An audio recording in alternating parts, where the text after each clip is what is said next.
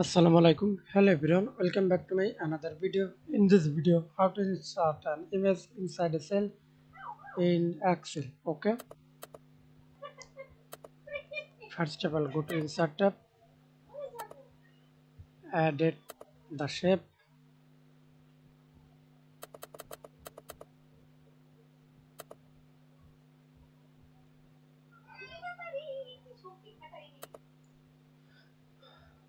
Okay.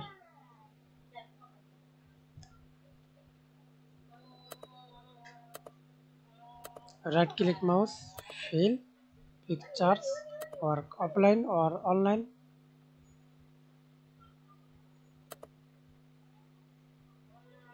Okay.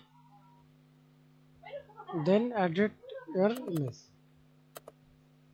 Thanks for watching video. Please subscribe to my channel, like, comment, share.